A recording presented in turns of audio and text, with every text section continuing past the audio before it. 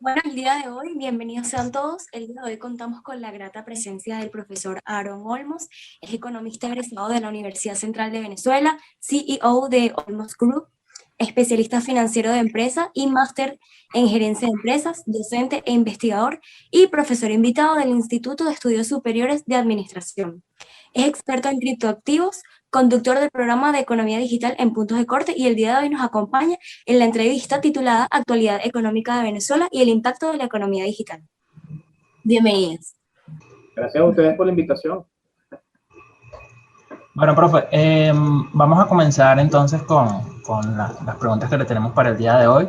Sin duda, lo que se ha visto desde hace un tiempo para acá, más o menos desde hace un par de años, es que han habido unos cambios bastante importantes, sobre todo en políticas públicas, y ha habido claramente un cambio de rumbo en cuanto a lo que ha hecho el gobierno en cuanto a política fiscal, política monetaria, y se han aplicado una serie de reformas. Por ejemplo, las más importantes han sido que sí, la eliminación del control de cambio, reducción de subsidios, etcétera. Y entonces por eso queríamos saber cuál ha sido su opinión de estas medidas y cuáles han sido realmente el impacto. Si abordamos esto desde el punto de vista de la economía normativa, el deber ser de las cosas, mucho de lo que tú comentas en tu pregunta debería verse reflejado en indicadores, ¿no?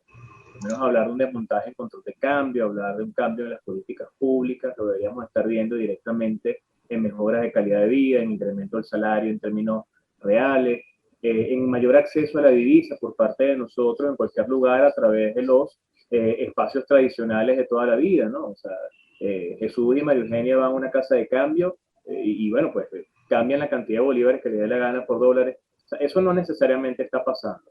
Si bien desde el punto de vista normativo se han tomado algunas decisiones, en términos de indicadores y realidad no lo estamos viendo, ¿no? Entonces aquí vamos a elaborar desde el punto de vista de la economía positiva, las cosas como son. Entonces, desde el punto de vista real, lo que estamos viendo es que, bueno, luego ya más de 20 años de orientación de política económica, no ha sido necesariamente la correcta, luego de más de 20 años de una profundización, de una destrucción del aparato productivo en todos los niveles, no solamente en la industria petrolera, es la industria de alimentos, es automotriz, es muchas cosas al mismo tiempo, ¿verdad? Estamos viendo, bueno, unos grandes indicadores de hiperinflación que sigue estando, si bien se ha minorado, sigue estando presente. Vemos un PIB declinante que sigue estando en negativo desde el cuarto trimestre de 2014 a la fecha. Estamos viendo un exiguo poder de compra de un salario mínimo que nominalmente representa mucho, pero compra poco. Estamos viendo una escasa disposición de las personas a poder tener acceso a las divisas. Y toda una cantidad de elementos que, cuando tú los evalúas en términos de bienestar colectivo, no necesariamente se traducen pues, en algo que tú digas, bueno, la política económica nos está transformando el estado de las cosas, ¿no? Recuérdate que el 320 constitucional te habla de un principio, que es el principio de coordinación macroeconómica de grandes políticas, ¿no? Política monetaria y cambiaria, que es responsabilidad del Banco Central de Venezuela, política fiscal, de ingreso, gasto y deuda, que es responsabilidad del Ministerio de Finanzas, política comercial, por parte pues, del Ejecutivo en general, y a final de cuentas la coordinación de todas estas políticas no las estamos viendo necesariamente. Hay tomas de decisiones aisladas, ¿no? Que quizás pretenden cambiar el estado de las cosas, pero por lo menos cuando tú tienes una política monetaria restrictiva, tan elevada como la que tenemos acá, que básicamente no permite que el sistema financiero logre su objetivo, hacer un ente o un sistema de intermediación de fondos y permitir los créditos, la reproducción inclusive, y el dinero por esa vía en el sistema, bueno, vemos cosas muy complejas como que los empresarios no tienen un espacio directo donde acudir para dinero fresco. A Dios gracias tenemos la bolsa de valores, pero no necesariamente todo el mundo va a la bolsa de valores a, por un lado, colocar acciones o emitir acciones y por otro lado a comprarlas, ¿no? Como una vía alterna para obtener dinero fresco. Entonces lo cierto es que la evaluación de lo que hasta ahora ha sido esta situación económica de entorno general en el país no es necesariamente positiva, más allá de que se han tomado algunos pasos, pero no han sido desde el punto de vista de la coordinación económica, ¿no? Entonces, bueno, lo que estamos viendo es indicadores y una posible, incluso, tercera reconversión monetaria que se sigue asomando como una gran posibilidad que sabemos que si no va acompañada de un paquete de ajustes de medidas económicas en todos los niveles, va a surtir el mismo efecto que la reconversión del 2008, la reconversión del 2018, y bueno, pues todos sabemos que quitarle ceros a la moneda, y no por ser economista, sino ya por experiencia propia en este país, no corrige los problemas estructurales si tú no haces algo para hacerlo realmente. Quería rescatar ese punto que comentaba acerca de que las políticas no necesariamente, a pesar de que se han liberalizado algunas cosas, no necesariamente eso influye en los indicadores económicos, ¿no? Y quería rescatar ese punto precisamente porque siento que desde hace un tiempo para acá se ha viralizado, por decirlo de alguna manera, una especie de opinión de que Venezuela estaba mejorando, sobre todo desde que el país empezó a dolarizar, ¿no? Pero en este sentido, ¿usted considera que realmente Venezuela pueda tener alguna especie de crecimiento luego de la implementación de algunas de estas medidas? Y, bueno, sobre todo, ¿qué puede preverse para el resto del año en cuanto a política fiscal o lo que pueda seguir haciendo el gobierno? Ya se ve por ahí que puede haber una reconversión de la cual hablaremos ahorita un poco más adelante, pero en cuanto a políticas o algún tipo de legislación más importante para lo que resta del año, ¿se espera alguna medida importante? Fíjate, hablar de recuperación económica, en el caso nuestro, bueno, por los 7 años de caída del PIB, quizás lo que tendríamos que hablar es hacer un PIB menos negativo, ¿no? Y en la lucha por hacer un PIB menos negativo para que con el largo plazo, en muy largo plazo, podamos llegar a tener una situación de un PIB positivo, un proceso de crecimiento, bueno, pasa por la coordinación de todas las fuerzas productivas en el país, ¿no?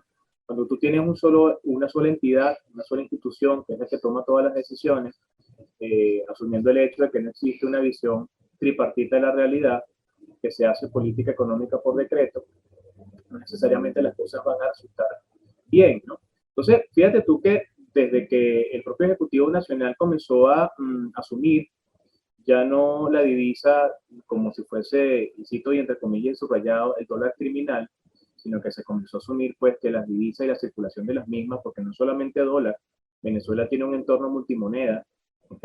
Aquí circula peso colombiano, real brasilero, euro, oro, trueque, criptoactivo. Pídalo y usted lo conseguirá. Si usted está en frontera con Colombia, verá más pesos. Si usted está en frontera con Brasil, verá más real brasilero y oro. Y así sucesivamente. Desde el momento en que eso comenzó a ser más transparente y más asequible por las vías que sean para todos los venezolanos, personas naturales y jurídicas, hemos comenzado a ver una, no recuperación, sino una quizás, vamos a decirlo, situación puntual donde algunos sectores económicos han comenzado a mostrar mejoría, ¿sí? Y es el tema de ¿cómo se llama? El ojo del huracán, donde pareciera que todo está en calma, pero alrededor todo sigue volando y dando vueltas, ¿no? Para algunos sectores económicos, o quizás la visión de burbuja, ¿no? De alguna manera, pues hay un espacio donde pareciera que todo está bien. Y es donde hemos visto que del 2019 a la fecha se han incrementado estos negocios vinculados con la importación de alimentos que se transforman luego en bodegones sin necesariamente incentivar la producción nacional. Entonces muchas personas ven que la proliferación de bodegones o la mejora quizás en algún giro de negocio, modelo de negocio, se tendría que entender como mejora de la economía. Y eso está muy lejos de la realidad.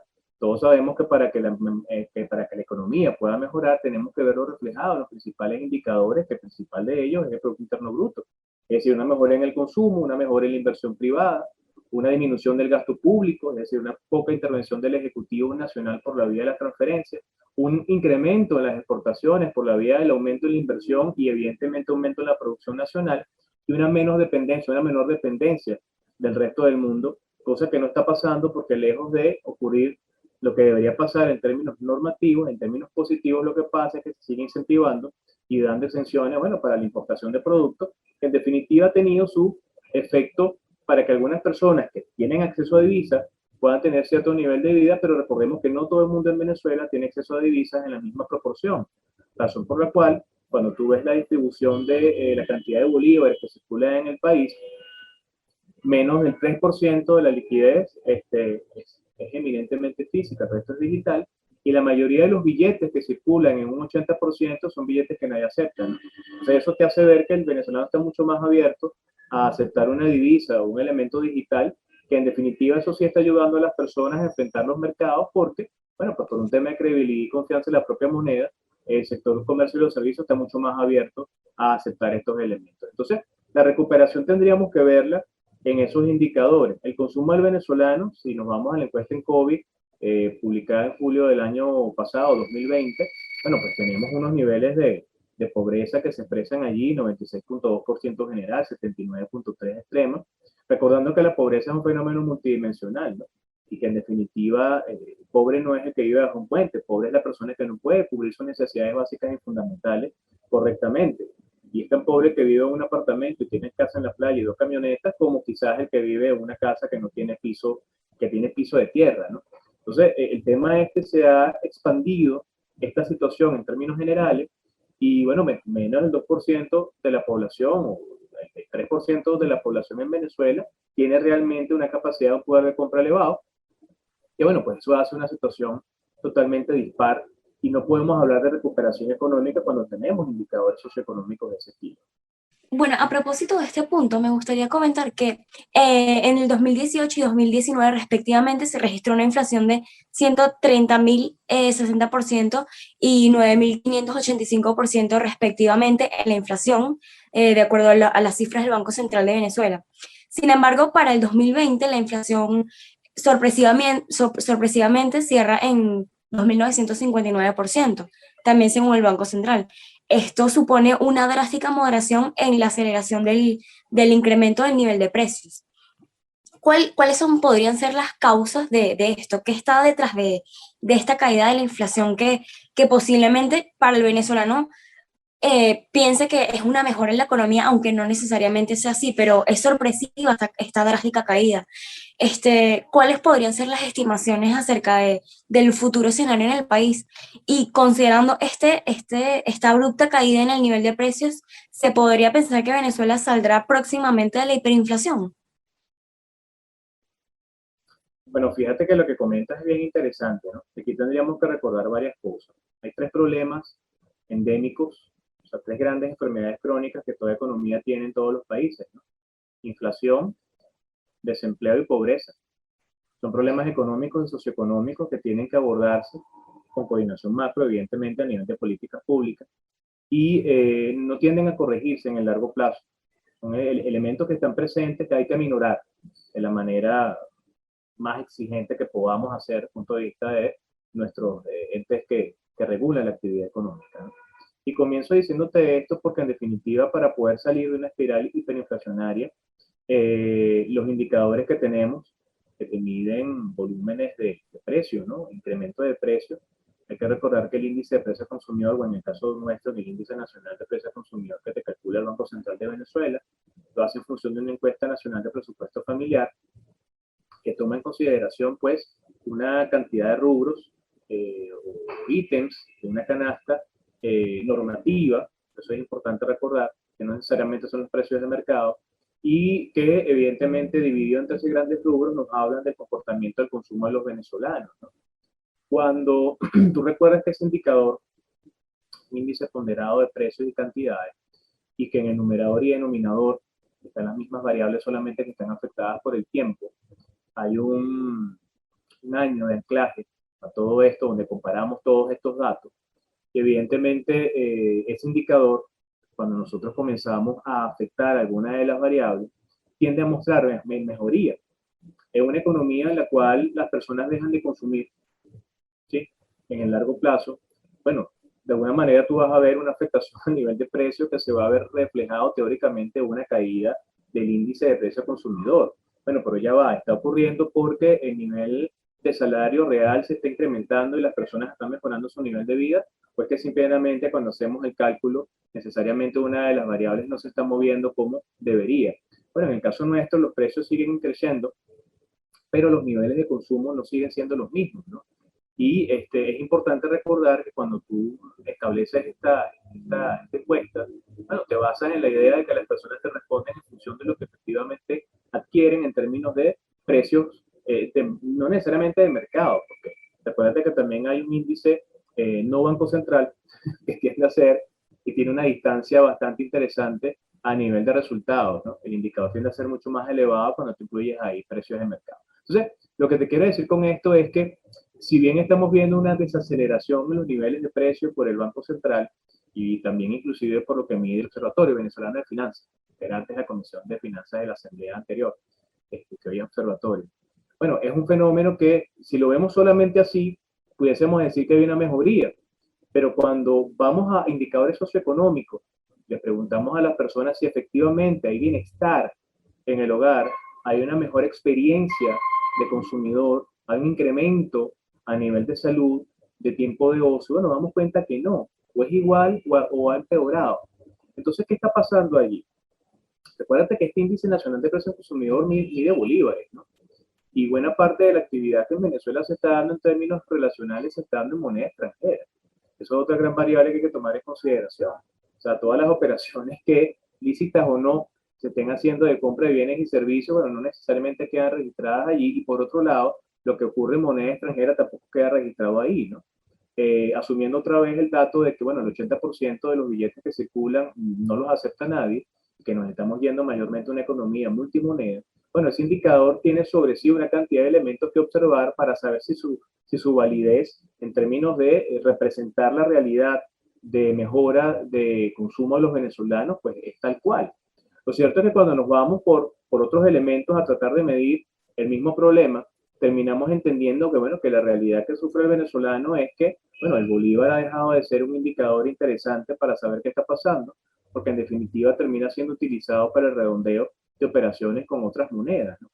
Recordemos que tenemos una segunda ampliación de un cono monetario con unos billetes de 200.000, 500.000 y 1 billón, que bueno, pues que no necesariamente todo el mundo los ve o todo el mundo los tiene en la mano. Quizás en la capital del país lo vemos más, en el interior no tanto.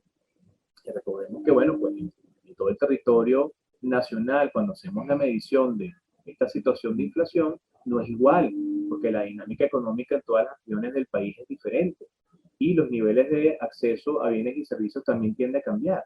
Entonces, salir de la espiral hiperinflacionaria va más allá del propio indicador, ¿sí? Va más allá del propio indicador y en el caso venezolano, cuando tú tratas de explicarle esto a alguien que no es venezolano, pocas veces entiende, ¿no? Pocas veces entiende, porque en definitiva, para poder salir de la situación que tenemos ahorita, tiene que darse una situación de consenso, de acuerdo, entre los principales actores y quienes llevan las fuerzas vivas del país. Esto pasa por el Ejecutivo Nacional, esto pasa por los representantes empresariales y gremios, esto pasa por los propios trabajadores. Y otra vez estamos llegando a la figura tan importante de la tripartita, ¿no? Tres grandes sectores que se sientan a tomar decisiones en pos del mejor sentido de crecimiento de un país en búsqueda del bienestar colectivo, ¿no? Que parece algo ideal, pero es el deber ser, ¿no? Y que en el caso venezolano tiene tiempo que no pasa. Entonces, ¿cuál es la única forma de que superemos este escollo? Bueno, hay que hacer política económica coordinada y coherente. Hay que volver a objetivos de política económica, no de economía política. Hay que colocar lo técnico al servicio de lo social y no lo técnico al servicio de lo político, ¿sí? Hay que orientarse a tomas de decisión que efectivamente generen incremento en el poder de compra de los venezolanos y que efectivamente se detenga, por un lado, esa gran cantidad de transferencia social, bueno, que ha acostumbrado a una gran cantidad de personas, pues siempre a recibir una cantidad de beneficios que, bueno, en definitiva no necesariamente están creando valor, porque la creación de valor tiene que ver con la creación de satisfacción por parte de las personas, pero también con el incremento de los niveles de vida con base en el trabajo. Tenemos una situación muy compleja a través de la cual el sector público es el mayor empleador que tenemos en el país y no necesariamente todo trabajo del sector público crea valor. El sector empresarial venezolano y privado está con una situación muy compleja de minusvalía en la cual, bueno, pocas son las empresas que se siguen manteniendo bueno, son el pivote, son la palanca de transformación y de cambio de cualquier economía, sobre todo la venezolana. Tenemos una política económica que atenta contra la propia existencia del sector empresarial y bueno, evidentemente aquí todos tenemos que hacer votos y esfuerzos para que ese diálogo se dé. Si no se llega a dar, esto que hemos estado viendo durante los últimos 20 años se va a seguir extendiendo en el tiempo. La gran pregunta es, bueno, ¿cómo se mantiene una economía como la venezolana? Bueno, con todos esos elementos que no son capturados o no se pueden medir por esos indicadores que tenemos por allí, ¿no? Pero buena parte de la economía venezolana se maneja de una visión de economía negra o de una economía oculta, sumergida, de elementos que no necesariamente podemos ver con los indicadores tradicionales, pero que sí tienen un efecto directo en la circulación de liquidez, de bienes y servicios, bueno, y en el mantenimiento de algunos equilibrios. ¿Se podría estimar cuándo podría salir Venezuela de la hiperinflación, considerando todo esto, considerando las políticas y que el hecho de que usualmente los países no tienden a durar tanto tiempo en hiperinflación? Venezuela es uno de los casos que ha sido más duradero a lo largo del tiempo. Pero esto realmente no frecuenta ser así. Usualmente los países tienden, incluso por las mismas fuerzas de oferta y demanda del mercado, regularse y llegar al equilibrio y eventualmente salir de ahí, pero en periodos de tiempo más o menos cortos. Nosotros ya vamos para 4 años. ¿Podría estimarse cuándo Venezuela finalmente saldría de la hiperinflación? ¿Podría ser este año? Mira, tú tienes un gran actor que está distorsionándolo todo, ¿no? Que su rol fundamental tiene que aminorarse en esta historia que estamos viviendo, ¿no? Si ese actor asume el rol que debe tener y permite a los otros actores asumir su rol y comenzar a hacer su actividad como Dios manda, bueno, pues la recuperación venezolana no se hará esperar.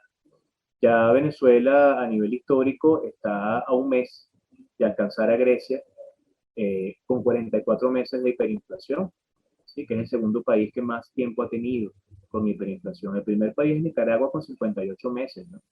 Y de mantenerse la visión que en 6 meses de este año ya cumplidos, ya estamos por finalizar el mes de julio, y que pareciera que la orientación de política económica no va a cambiar por lo que queda del año 2021, bueno, ostensiblemente pasaremos a Grecia como un país hiperinflacionario de larga data, y bueno, estaremos en la carrera por alcanzar a Nicaragua, ¿no?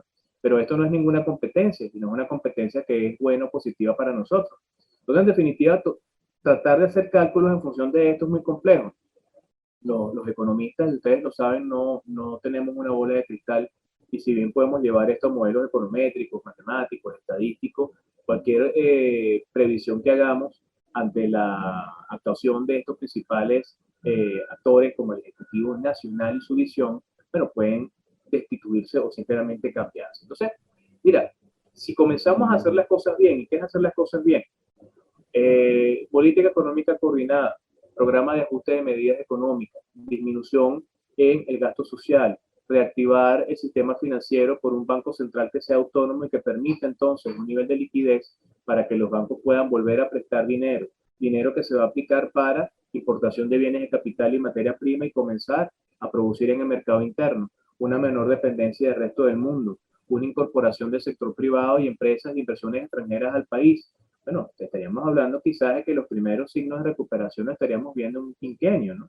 Quizás en 5 años comenzamos a ver una recuperación de un PIB en términos sostenibles que comienza a ser o comienza a dejar de ser negativo y comienza entonces a crecer en términos de una visión unificadora de un país que está increciendo, ¿no? Aquí hace falta mucha inversión en la recuperación de muchísimos sectores, comenzando por el sector petrolero, que ya sabemos pues, que no es el único, y que Venezuela tiene que comenzar a explotar a nivel de descentralización, bueno, cualquier cantidad de otras actividades, ¿no? Tenemos que dejar de ser ya finalmente un país monoproductor y monoexportador, y tenemos que comenzar a sacar provecho a todas las actividades económicas y a todas las bondades que tiene el país, ¿no? Entonces, si comenzamos a hacer el trabajo, y esto tendría que ser una política de Estado y no una política de gobierno, quiere decir que independientemente de quien esté en la primera magistratura, 5, 7 años, la fecha que sea, con alternabilidad de cambio democrático vía elecciones, quien quiera que esté, tiene que mantener esos objetivos en un marco plurianual para que se logre a nivel de la continuidad administrativa esta visión que estamos plasmando. Si logramos tener una situación de mejora y comienza a haber un crecimiento y no es una política de Estado, sino una política de gobierno, y el grupo que venga cambia las cosas, simplemente se va a ralentizar, a detener, incluso a comenzar a revertir todo lo que se hizo. Entonces, todo depende del consenso, todo depende del diálogo y que tengamos un grupo de personas que esté orientado efectivamente a tratar de mejorar las cosas. Pero en un quinquenio, 5 años, vamos a comenzar a ver la recuperación de la economía.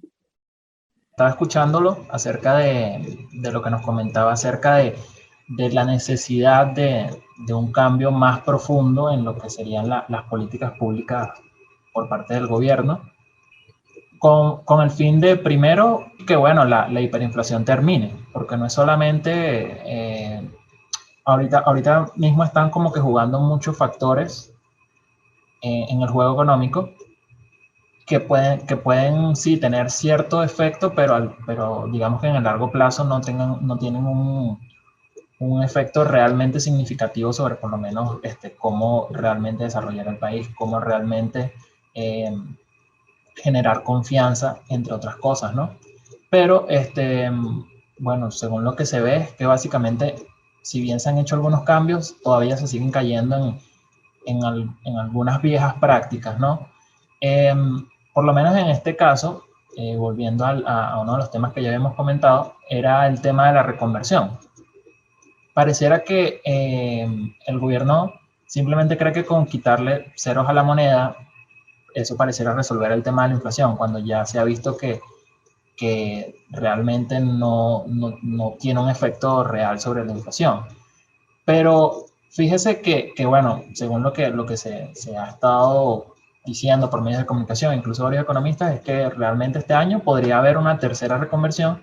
Se le estarían quitando ya en menos de 13 años 14 ceros a la moneda. Entonces, wow, uno se pregunta, a pesar de cómo ha caído la inflación, la situación te genera que igualmente tú tengas que seguirle quitando ceros a la moneda, porque el billete de mayor denominación no llega a ser sino como 30 centavos de dólar. Y bueno, y además de eso tienes un contexto más complejo cuando tienes una dolarización de facto, pero que no está completa. Entonces, bueno, la pregunta básica en este sentido era, en definitiva, ¿cuál es su opinión sobre esta posible tercera reconversión monetaria?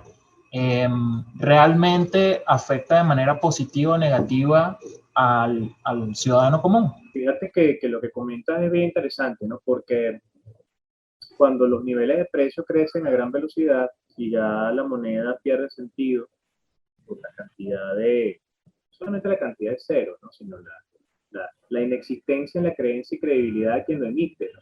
Que es uno de los elementos tan importantes en el dinero. Dinero es dinero no necesariamente porque lo emite una institución bancaria, dinero es dinero porque hay un acuerdo social, un consenso, en que eso que está ahí es el tercer objeto, es el elemento de intercambio, ¿no? Que representa valor, poder de compra, unidad de cuenta, ese elemento de medición, o sea, tantas cosas, ¿no? Y lo cierto es que en el caso venezolano, en los actuales momentos, así como lo fue más en el 20 de agosto de 2018, no tanto en enero del 2008, ¿no? Pero si ahorita tiene más sentido, reconvertir tiene sentido, o redenominar la moneda tiene sentido. ¿Por qué? Hay un fenómeno que se conoce como el overflow, los sobredatos, ¿no? Que está afectando toda la actividad económica del sector público y privado. Quizás no lo ve la gran mayoría de la gente, pero las grandes corporaciones que manejan volúmenes muy elevados de bolívares están comenzando a tener problemas con el registro de los mismos a nivel de los sistemas administrativos, porque la cantidad de espacios que los sistemas permiten ya se pasaron por el tema de la propia hiperinflación. Lo que hace que, bueno, pues se comiencen a generar errores en el registro de las operaciones. Esa es una de las razones. No tanto que no quepan la cantidad de ceros en una factura o en un voucher o qué sé yo, ¿no? El otro gran problema que tiene esto es que si bien se recurre al cambio de una moneda, a corregir nominalmente cantidad de ceros, bueno, esto no puede venir solo y no puede ser una medida eminentemente cosmética. Tiene que venir con una orientación de política económica que tienda a la recuperación del aparato productivo, porque mucha gente piensa que el problema de la hiperinflación o la inflación es solamente exceso de liquidez, pero es exceso de liquidez con falta de producción. Venezuela no produce bienes y servicios. Si nosotros inundamos los mercados con producción nacional y tenemos una gran cantidad de oferta de bienes y servicios nuestros en el mercado interno, bueno, quizás viésemos una situación distinta con los precios. El tema es que ante la escasez y poca producción nacional y la avalancha de productos importados que mayormente se están cobrando en moneda no nacional, bueno, tenemos una gran distorsión monetaria y de producción. Entonces, una reconversión tiene sentido hasta cierto punto. Sin embargo, ya luego de haber acudido a la misma en dos oportunidades, lo que va bueno, de la experiencia monetaria venezolana más reciente, Nos hemos dado cuenta que aplicarla sola no funciona. Experiencias parecidas, bueno, la más cercana a Brasil. Brasil pasó por 7 procesos de reconversión. Y no fue sino hasta que un presidente que era de profesión sociólogo asumió que era necesario no solamente reconvertir, sino llegar a un plan de ajuste económico muy profundo. Y con esa moneda de curso legal que no representaba realmente valor real, bueno, pues se crearon una variable nueva, ¿no? Una unidad real de valor que tenía una relación con el dólar interesante, y se pusieron ambas a fluctuar en el mercado, disponibles en el mercado. Y las personas podían utilizar una y otra mientras al mismo tiempo se estaba llevando adelante un proceso interesantísimo de reconstitución del aparato productivo. Y esto luego, con el paso del tiempo, se terminó convirtiendo en el real, que es la moneda de curso legal de Brasil. Entonces, al final de cuentas, los procesos de reconversión o redenominación monetaria tienen sentido siempre y cuando estén orientados a una orientación, o tengan una orientación de política económica de crecimiento, de recuperación del aparato productivo. Ahora, si tú lo haces como un mero elemento cosmético para cambiar quizás la orientación de los billetes, cambiar quizás en el anverso unos que otros próceres, no tiene sentido, ¿sí? Se habla de un bolívar digital, por ejemplo. La digitalización de la moneda no tendría como que mucho sentido otra vez si tú no vas de la mano de política económica. Hay quien habla entonces de instituir un criptoactivo, eliminar el Bolívar murió, la segunda muerte de Bolívar. Bueno, mira, puede ser que lo cambies por otra moneda, puede ser incluso que asumas la moneda de otro país, pero si tú no haces política económica, automáticamente en el corto plazo vas a comenzar a ver inflación en esa moneda que asumiste, criptomoneda o no, o divisa de otro país.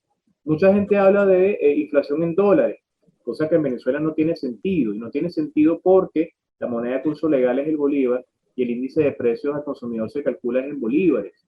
Estamos viendo una gran depreciación de la moneda, una gran aceleración de incrementos de precios que se están fijando en moneda extranjera, y que para nosotros poder obtener a nivel de reposición de inventario lo suficiente para poder colocar en los anaqueles los productos, bueno, necesitamos incrementar los bolívares a un tipo de cambio muy elevado, y por eso las personas fijan precios en dólares más elevados también. Para tener inflación en dólares necesitaríamos que el dólar fuese nuestra moneda de curso legal. Es que dice, no, Aaron, pero es que yo siento que la inflación se está midiendo en otra moneda. Efectivamente estamos viendo que los precios están creciendo en la moneda en la que finalmente se fija el precio. Y eso forma parte de la propia distorsión.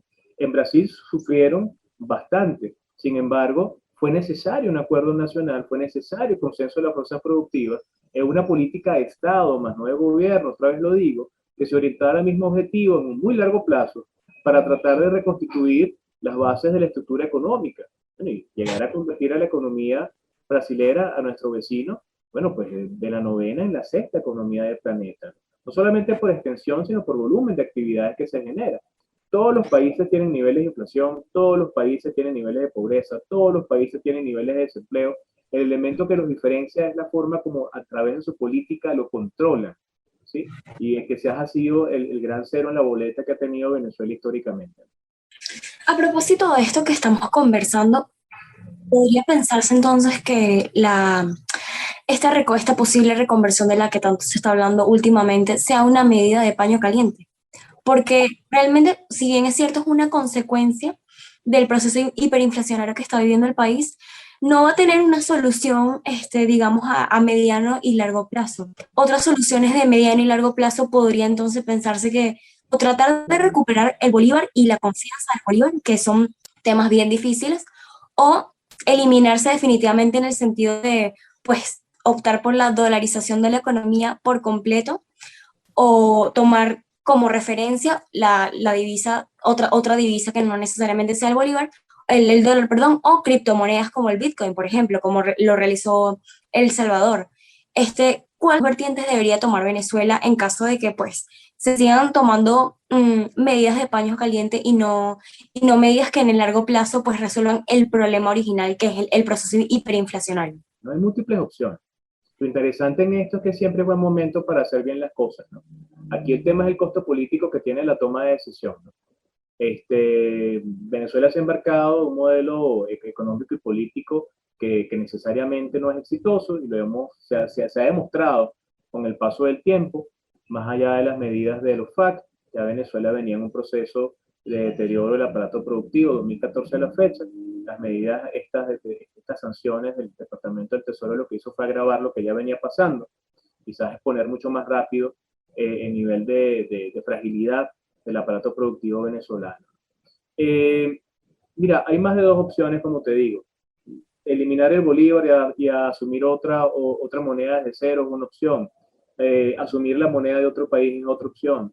Pelear por la subsistencia del bolívar mientras haces política económica y mientras tanto utilizas una unidad de referencia nueva que te permita darle circulación y poder de compra a los venezolanos, quizás vinculado con una moneda extranjera, es otra opción. O sea, hay muchas cosas que se pueden hacer.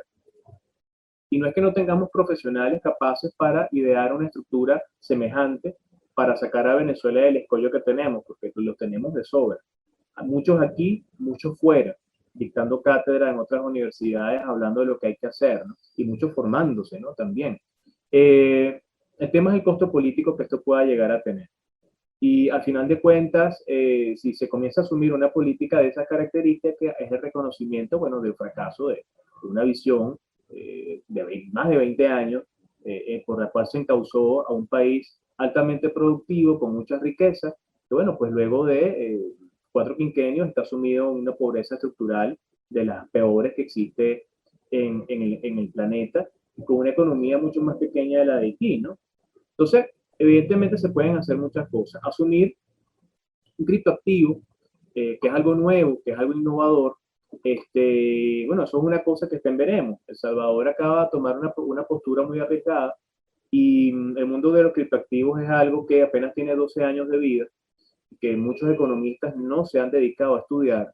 Muchos científicos sociales lo comenzaron a ver con desdén y hoy por hoy han demostrado su valía porque se han convertido en medios alternativos de pago, reconocidos ya por entes multilaterales como una forma de dinero público y privado, ¿sí?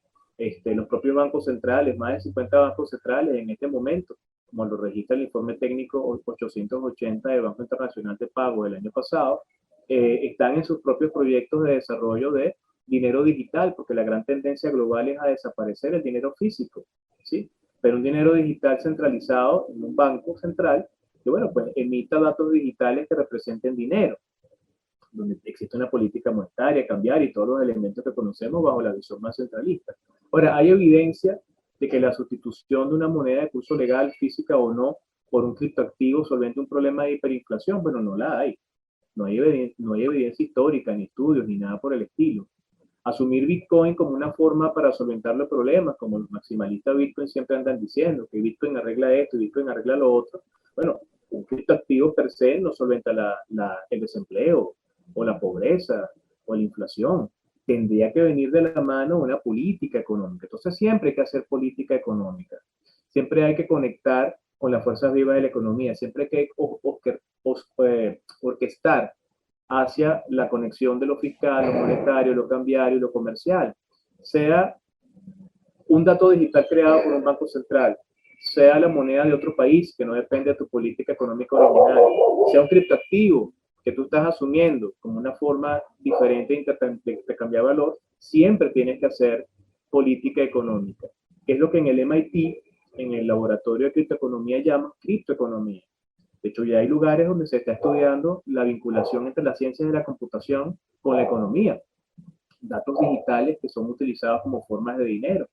Y lo interesante es que hay una visión de política fiscal, monetaria y cambiaria de los criptoactivos, ¿sí? Lo que pasa es que eso rompe con la lógica de la descentralización y la distribución y la libertad que hay detrás de la emisión de datos digitales de consenso generalizado y de aceptación global, porque en definitiva necesitan un ente central que lleve una política económica. Entonces hay muchos elementos y retos que están disponibles. Venezuela ya pasó por la creación de un criptoactivo, un token digital, que no ha resuelto hasta la fecha ningún problema fundamental monetario, no ha resuelto el tema hiperinflacionario, no ha resuelto el tema cambiario, más bien es un toque centralizado, direccionado, gubernamental, que se ha terminado orientando al pago de beneficios a pensionados y jubilados.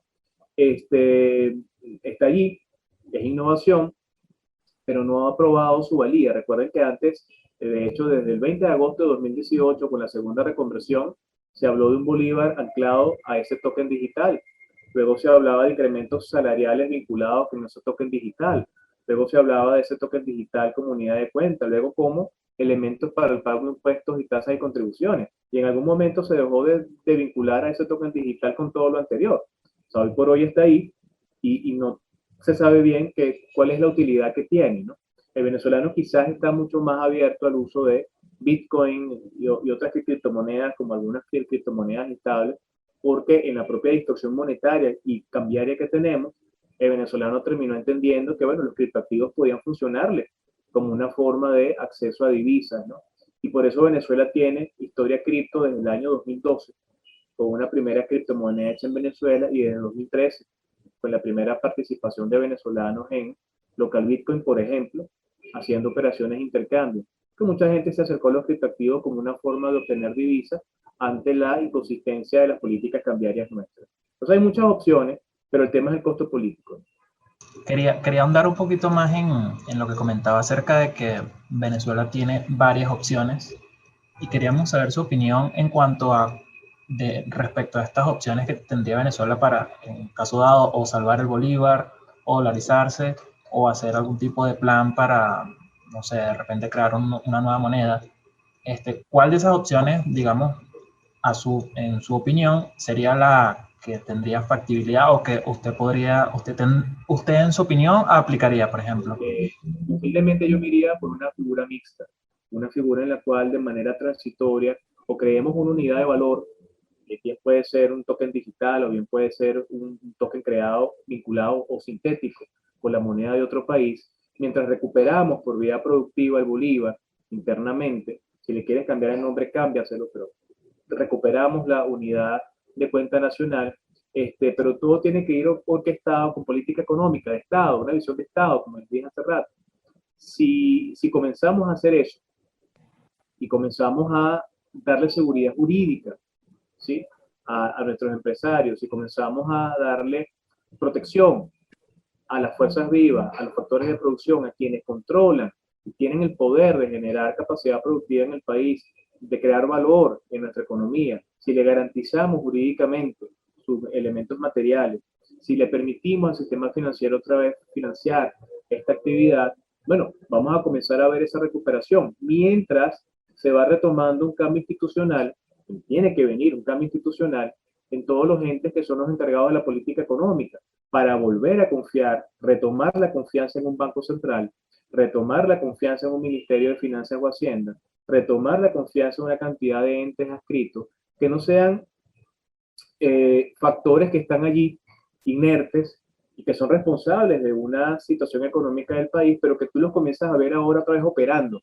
en función de una política de Estado coordinada, con objetivos superiores, ¿sí? Legislar en función de crear providencias, en función de crear bienestar, permitirle al que produce, el que sabe cómo se hace, hacerlo, disminuir el tamaño del Estado. O sea, esos son los elementos que tendremos que comenzar a transitar para comenzar a ver cambios. Y en ese interín tendríamos que comenzar a ver, por la vía de la mayor producción, una disminución en la dependencia de productos extranjeros, un mayor uso del signo monetario nacional, porque entonces ya las presiones sobre el uso de divisas comenzarían a bajar en la medida que las personas tengan oferta y con su propia moneda, digital o no, o con el token que estemos utilizando vinculado sintéticamente con otra moneda o no, de manera transitoria, podamos entonces en definitiva comenzar a darle credibilidad al signo monetario interno. O sea, es un proceso de largo aliento, ¿sí?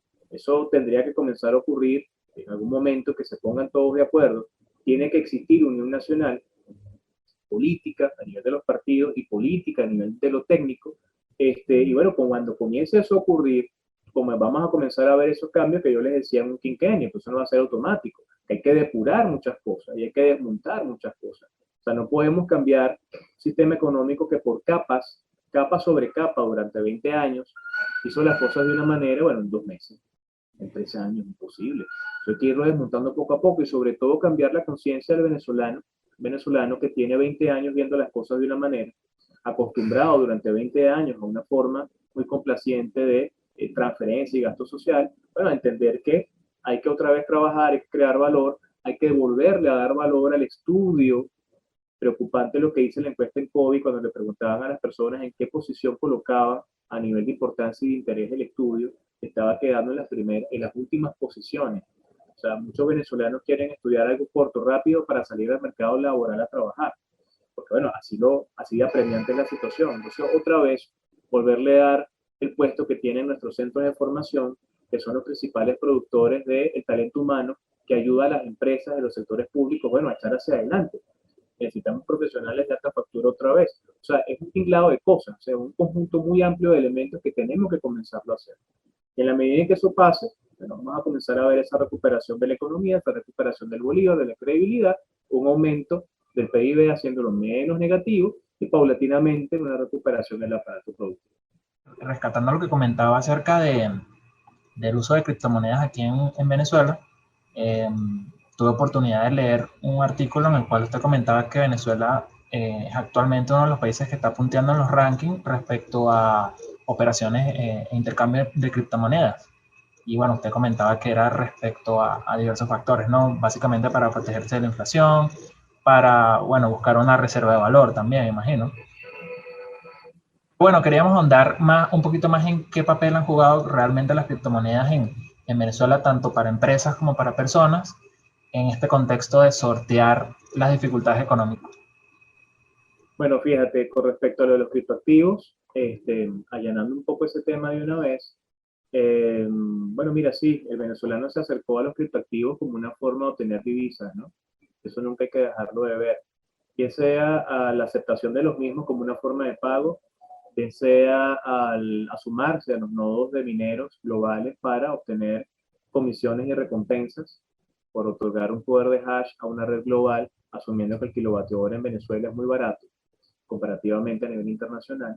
Y bueno, pues aquellos que comenzaron a hacer operaciones en mercados no regulados, ¿no? Los que comenzaron a hacer trading, comenzaron a ver ganancias incluso mucho más rápidas que con el tema de la minería. Entonces, el venezolano comenzó a abrirse a todas estas opciones, precisamente creando ese entorno multimoneda que hoy tenemos, ¿no? No solamente dólares, sino otros elementos alternativos, ¿no? Sí se está utilizando quizás estos datos que Chainalysis, que es la empresa que generó este reporte en septiembre del año pasado, publicaba pues en su informe técnico la posición número 3 de Venezuela, ¿no? Luego de Ucrania y Rusia, un top 10 de países que más conexiones hace, que es lo que es la forma correcta de decirlo. Cuando uno lee la ficha técnica del informe de Chainalysis, ellos lo que te dicen es que se tomaron datos de SimilarWeb para contar la cantidad de conexiones que en el periodo de tiempo de estudio de este informe se hacía por país del mundo a los principales sitios de compra y venta de criptomonedas, ¿no? Esto lo que te habla solamente es de frecuencia, de cantidad de veces que desde Venezuela se hacían conexiones con esta plataforma. Sin embargo, la misma gente de Chainalysis te dice que ellos no saben el detalle de las operaciones. Ellos saben que por dirección IP desde Venezuela a la plataforma local Bitcoin hubo tantas conexiones, a la de Binance hubo tantas conexiones, a MetaTrader hubo tantas conexiones, así sucesivamente a todas las plataformas donde se hace vida a nivel de intercambio. Pero ellos no conocen el detalle. Así que en definitiva lo que sabemos es que hay mucho interés en Venezuela por conectar con sitios web que tienen que ver con operaciones de intercambio, ¿sí? Adicionalmente a estos datos habría que agregar que la gran mayoría de los venezolanos que hacen operaciones con criptoactivos primero se conecta con un VPN, ¿sí? Que enmascara la dirección IP de la computadora, haciendo ver que si estás en Venezuela, estás en España, estás en Canadá, estás en Estados Unidos, y luego de hacer sus operaciones, desconectan el VPN volviendo a su dirección originaria. Ellos están conscientes que en ese levantamiento de datos que hicieron, hay muchos datos de venezolanos que no calzaron porque simplemente usan VPN, ¿no? Entonces, lo cierto es que desde la ficha técnica tú te das cuenta que hay elementos que revisar a profundidad. Así que, en definitiva, lo que estamos viendo es que el venezolano se conecta mucho. Ahora, ¿qué cantidad de operaciones hace? Si bien los principales sitios P2P o plataformas de intercambio son plataformas que utilizan datos digitales descentralizados y distribuidos, no necesariamente el acceso a la data que ellos manejan de los países es descentralizada y distribuida. El manejo de la data que ellos tienen del comportamiento del consumidor, de los usuarios de estos productos digitales criptográficos, es centralizada y, bueno, pues no tiene acceso público todo el mundo. Lo cierto es que se hace muy difícil saber a nivel de detalle qué tantos venezolanos hacen operaciones en cuál plataforma o en otra, o qué tantos venezolanos hacen operaciones en esta cripto o en tal otra, o qué volumen representan, ¿no? A nivel general. Entonces, lo que realmente tenemos son los datos de local Bitcoin, que sí son abiertos, son descentralizados, son distribuidos, son de acceso público. En el caso de mi empresa, Almos Group Venezuela, los hemos descargado, toda la data histórica, los hemos procesado, los hemos organizado y los hemos estudiado. Y el fenómeno que estamos viendo es que a partir del año 2019, en Venezuela se pasaron de 50.132 bitcoins en intercambio durante todo el año a 24.187 en el año 2020 y en lo que va del año 2021 a 2.382. O sea, lo que hemos visto una progresiva merma, es decir, una disminución constante de la cantidad de operaciones en cripto que por lo menos por local Bitcoin y por lo menos en Bitcoin se están haciendo desde Venezuela. Y eso tiene varias lecturas. La primera lectura tiene que ver con un mayor uso de divisas en el mercado interno. Muchos venezolanos accedían a las criptos para tener acceso a las divisas. Hoy por hoy, con una mayor circulación de divisas en el mercado interno, muchos venezolanos hacen sus operaciones en CEL o hacen transferencias o reciben las divisas en efectivo y no tienen que pasar por las plataformas. Y el otro gran fenómeno es la migración de plataformas, asumiendo el hecho que muchos venezolanos que hacían vida en local bitcoins hoy se están yendo a plataformas como Binance, como Local Crypto, como CryptoBuyer, pues están haciendo operaciones directamente desde las wallets originarias de los proyectos cripto sin pasar por un tercero que es esta empresa o estas empresas. Entonces, evidentemente, está ocurriendo un fenómeno bien interesante.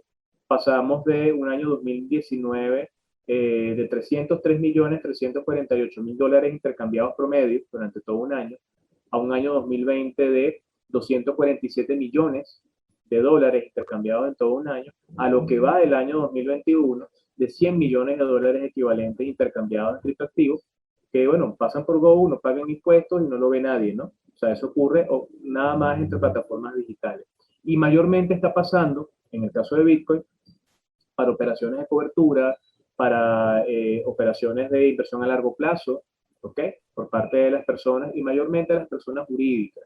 Porque en ese mismo informe Chainalysis se habla de que América Latina, un 60%, está representado más por Bitcoin y un 20% por USDT o Tether, criptomonedas estables, que son tokens digitales que representan uno a un dólar. Entonces, en el caso que nos ocupe en Venezuela, no podemos hablar de gran proceso de adopción o gran proceso de penetración de uso de criptomonedas o criptoactivos, como es el caso de los teléfonos celulares. Tú puedes hablar de penetración del uso en teléfono celular porque le ves a la gran mayoría de las personas un teléfono celular en la mano, analógico o digital, más inteligente o menos inteligente, pero todo el mundo tiene uno. Ahora, tú no ves a todo el mundo haciendo operaciones con criptoactivos. Tú no ves al señor de frente pagando un café con Bitcoin, o la señora que hace la compra de la casa o la vecina haciendo la compra de la charcutería pagando con Dash o con Ether. Eso tú no lo ves siempre.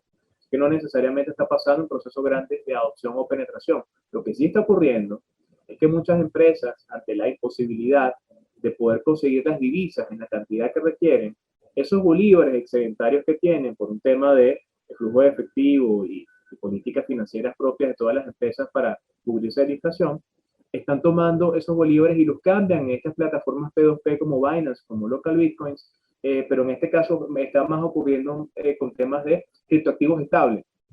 Tenemos más empresas cambiando bolívares en USD Tether, en USD Coin, en el token estable de Binance, porque en definitiva pues es una forma de tener divisas y se tiene acceso rápidamente a estas plataformas que han crecido a gran velocidad y tienen grandes conexiones con las plataformas bancarias globales. Entonces mucha gente desde sus empresas, incluso el dueño de la empresa a título personal recibe pagos en criptoactivos que son de la empresa y luego internamente hacen los ajustes necesarios, recordando el hecho de que Venezuela es el cuarto país del planeta que tiene ya una norma contable para el registro de operaciones en criptomonedas, detrás de Japón, Francia y México. Desde el 15 de febrero del año 2020, Venezuela tiene una norma contable, el boletín de aplicación BENIF número 12, versión 0, para la tenencia de criptoactivos propios, que te habla pues de un registro de operaciones en criptomonedas a un valor razonable de mercado, donde se crea una categoría en el activo y en el pasivo para el registro de las operaciones cripto, donde hay un libro auxiliar donde se llevan las cantidades en Satoshi, en Token, en la criptomoneda que sea, y donde en definitiva los resultados se muestran en otros resultados integrales dependiendo de la volatilidad del precio. Entonces ya hay, y hay cualquier cantidad de normas en Venezuela que tienen que ver con esos elementos. Entonces, en definitiva, sí se está dando algo en el país interesante, solo que no necesariamente lo estamos midiendo o se puede medir bien para poder decir, bueno, está ocurriendo por este lado. Bueno, profesor, ahorita comento algo muy interesante, algo que me llamó mucho la atención porque es una realidad.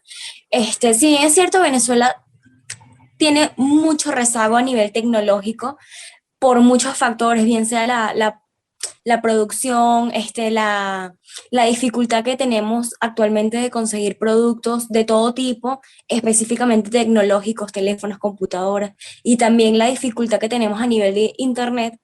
Hoy en día, ya sea por cuestión país e incluso globalmente, pues el ser humano está experimentando una digitalización que se ha visto muy facilitada porque cuenta con la herramienta de un dispositivo electrónico como un teléfono inteligente. Esto pues facilita en muchísimos sentidos la vida de todos y específicamente las transacciones cotidianas, las transacciones financieras diarias. Esta situación a su vez se junta con el hecho de que lo que usted comentaba a comienzos de la entrevista, que pues a pesar de que el país está experimentando una dolarización, también se ha visto muy limitada debido a la escasez de billetes, a la escasez a la dificultad del vuelto, toda esa situación.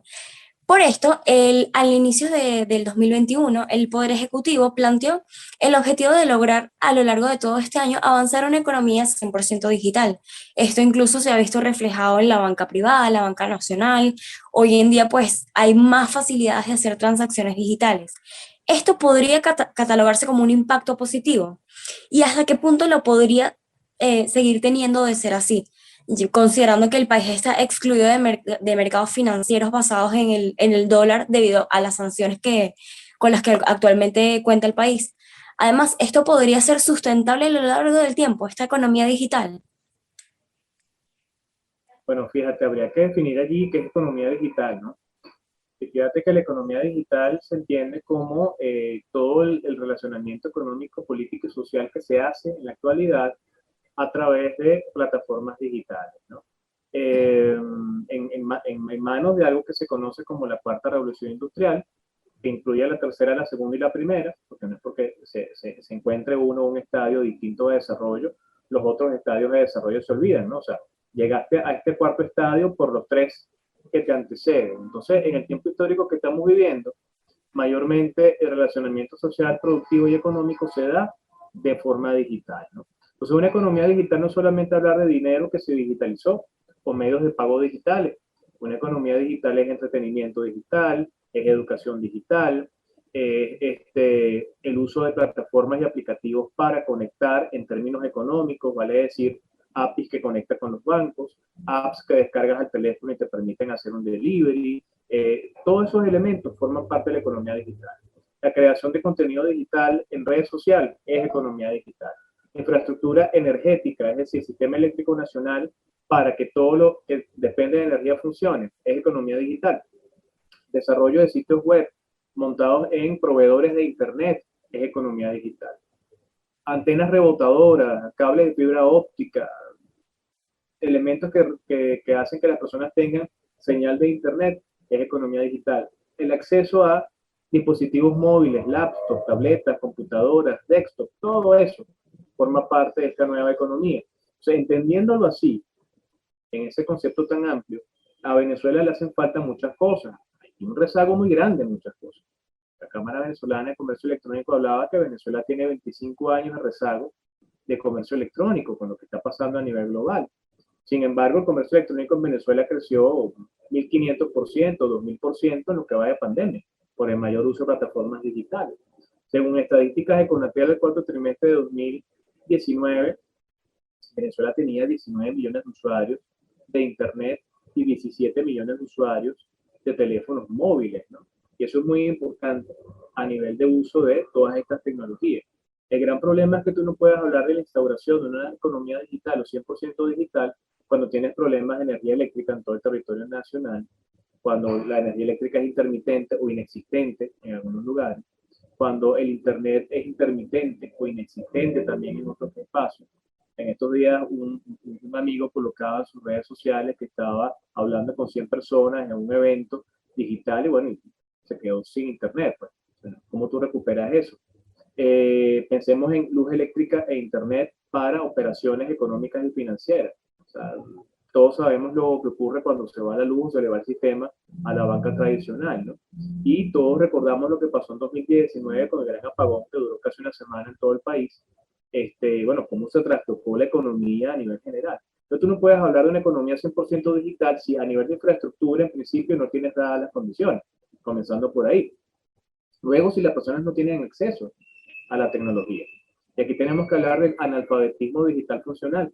O sea, personas que tienen tecnología, pero que no saben, le sacan el máximo provecho, no saben cómo usarlo.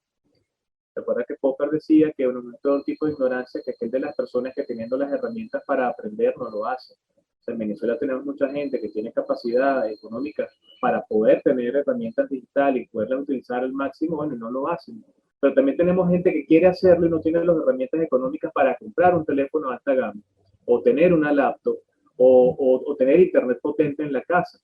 Y quienes tienen el poder económico para hacerlo, bueno, depende de una infraestructura del Estado que, bueno, no garantiza los servicios. Entonces tienen que agregar costos adicionales con una planta de energía eléctrica que les permita tener energía cuando se va, la que el Estado provee, e internet dedicado para que cuando no haya internet o simplemente no se dependa del internet que provee el Estado para sus propias operaciones. No todo el mundo tiene la capacidad económica para hacer frente a eso. Entonces tenemos una situación dispar, una situación de disonancia o discordancia digital. Entonces, en este entorno, lo que mayormente hemos visto en Venezuela es una digitalización, pero de los medios de pago, que es una cosa diferente. Lo que está ocurriendo en Venezuela es que desde el 2016-2015, que comenzó a escasear el papel moneda en Venezuela, los bancos se reunieron para crear un mecanismo alternativo y nace el pago móvil. ¿Sí? Que los bancos comenzaron a crear sus propios aplicativos para que nosotros pudiésemos utilizar con 3 o 4 datos básicos de una persona, hacer intercambio. Y todo el trabajo lo hacen ellos backend, atrás. ¿Sí? Entonces, al final de cuentas, comienza todo este proceso de digitalización de los medios de pago y comienza la proliferación también de empresas fintech. ¿Sí?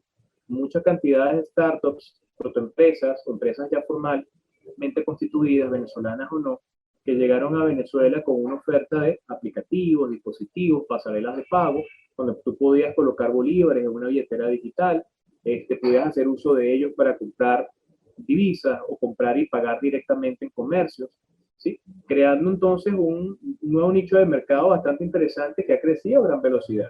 En Venezuela tenemos más de 20, entre 20 a 25 empresas fintech en el país, ¿no?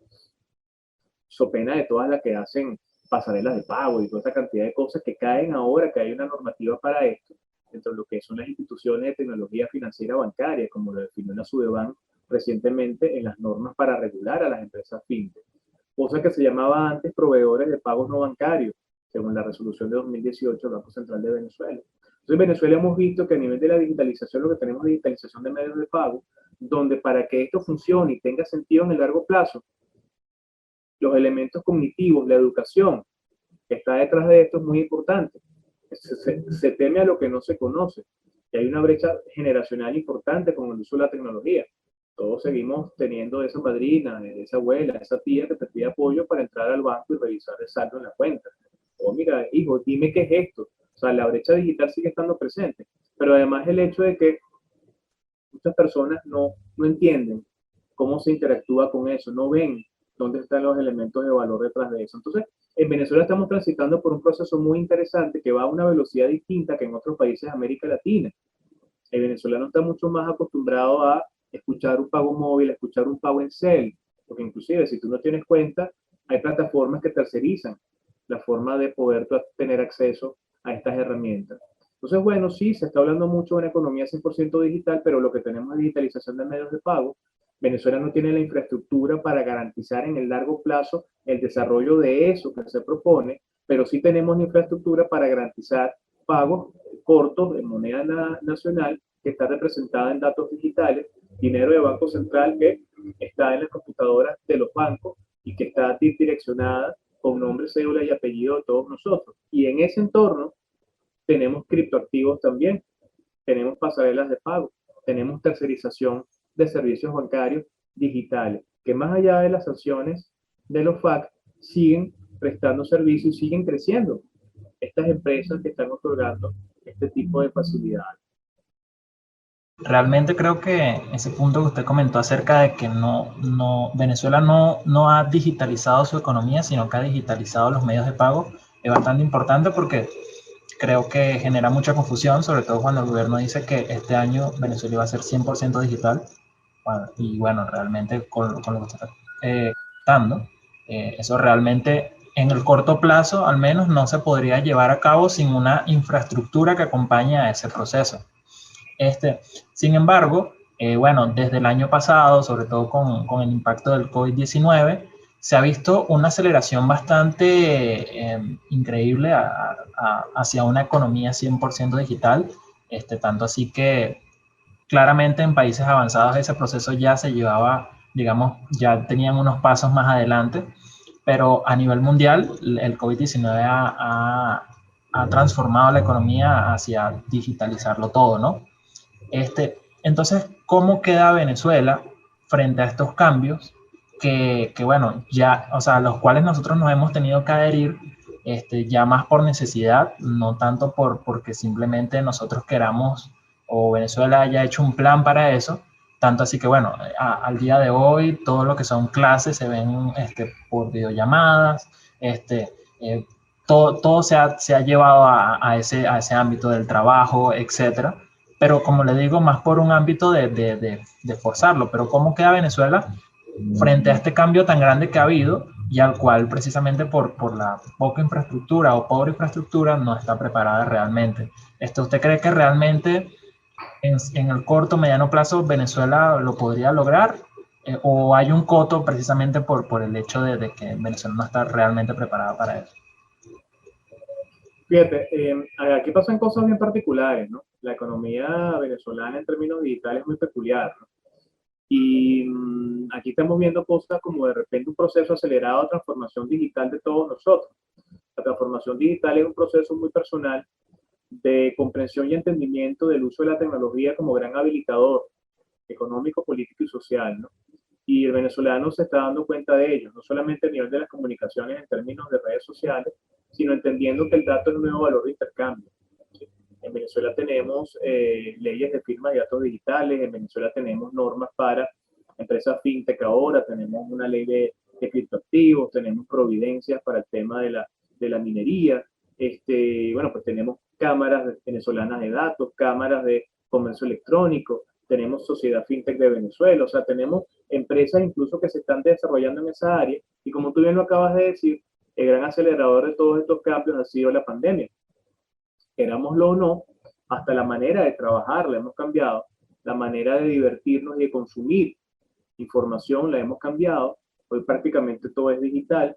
En Venezuela también está el elemento adicional de la desaparición durante un tiempo de la televisión por cable, y en ese espacio de desaparición de la televisión por cable, la comprensión y descubrimiento por parte de algunos venezolanos de sistemas de entretenimiento on demand, que no sabían que existían, y que después de probarlo y saber que no es que tienes la parrilla de información o de que tienes que ajustarte tú, sino que tú te sientas a la hora que sea y ves el capítulo, la temporada que tú desees de tal serie o qué sé yo.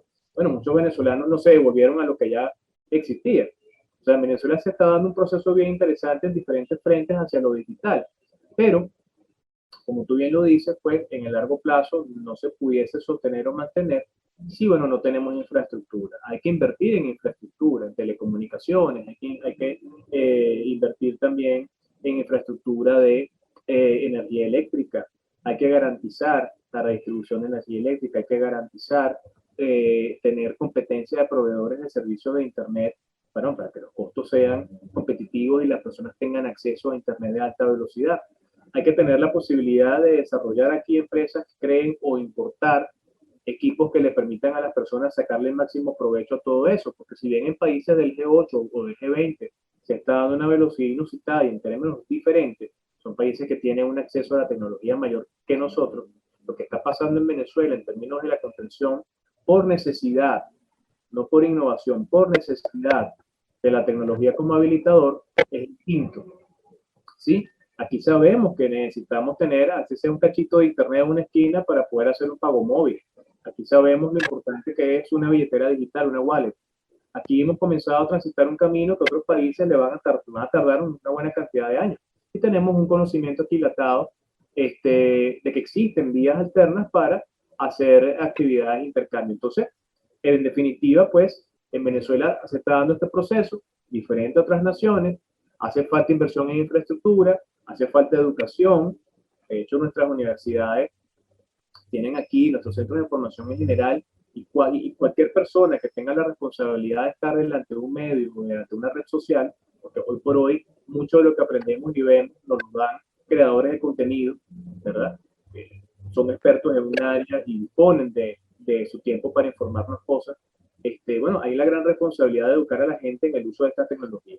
Mientras más información de esa tengamos, mientras más uso válido le veamos, bueno, mejor va a ser el proceso de adopción y ese proceso de economía y sociedad digital o sociedad red, como lo dice también Manuel Castells en uno de sus libros, la sociedad red que cambió a partir de Internet, bueno, va a comenzar a mutar en términos de Venezuela a una velocidad distinta. Pero bueno, aquí hay un tránsito peculiar que hay que sacarle provecho si nosotros lo hacemos y lo vemos. Profesor, y si en dado caso no se da o no se da con la rapidez que debería darse, esta brecha digital entre los que sí tienen acceso por ejemplo, cosas tan básicas como internet, como una computadora o un teléfono inteligente, versus los que no tienen acceso, precisamente porque cosas tan simples como que CanTV no tiene servicio de internet en un barrio, por ejemplo, crea una especie de brecha o tiende a aumentar la pobreza, por ejemplo. Mira, asumiendo el hecho que buena parte de la actividad económica y comercial se está haciendo vía digital, la incapacidad de acceder a las plataformas digitales crea un elemento de diferenciación con el acceso a las herramientas para crear riqueza. ¿Sí? En una economía 100% digital de llegarse a dar en algún momento, el no acceso a Internet, que es un derecho humano ya por la UNESCO, de unos cuantos años a la fecha, y el no tener formación para acceder correctamente a esta plataforma, bueno, va a ser un elemento que impida la creación de bienestar y de riqueza y de ingresos por parte de las personas. Eso es una realidad. Excelente, profesor, muchas gracias. Para finalizar la entrevista y este espacio tan ameno y tan agradable que hemos experimentado el día de hoy con usted, queríamos finalizar con una pregunta clara. ¿Cuáles son sus perspectivas respecto a la economía venezolana en lo que resta de este año 2021? ¿Y qué papel jugará este proceso de digitalización del que ya hemos hablado? Y además, ¿a qué se puede enfrentar Venezuela? ¿Qué escenario vamos a experimentar a inicios del 2022? Mira, todo depende, ¿no? Otra vez, tenemos ya un primer semestre de actividad económica 2021 y la orientación de política no ha cambiado mucho que se diga, ¿no?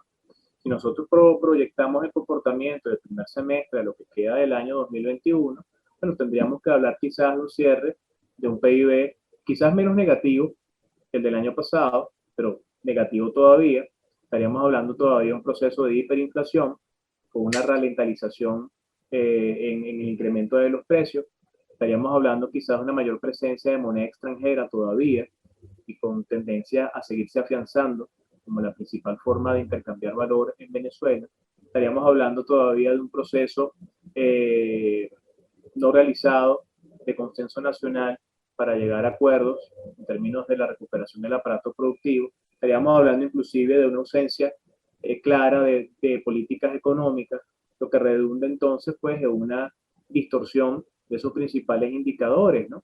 Un consumo que en función estacional crecerá y disminuirá en términos de la necesidad de todos nosotros, como ha sido hasta ahora, una inversión privada declinante, una mayor participación del Ejecutivo vía gasto en la economía, unos niveles de exportación también declinantes, tradicionales y no tradicionales, unos grandes niveles de importación, vale decir, una gran dependencia del mercado externo todavía, en la medida en la cual pues no se haga algo que cambie las cosas, ¿no?